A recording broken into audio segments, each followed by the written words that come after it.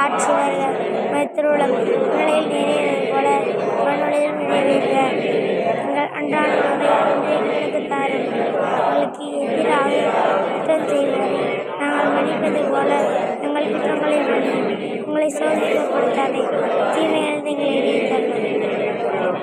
எல்லாம் வல்ல இறைவன் தந்தை, மகன், தூய ஆவியார் இந்த சிலுவை கல்லை ஆசீர்வதிப்பாராக. நித்திய இளைப்பாற்றி அளித்தருளும் ஆண்டவரே,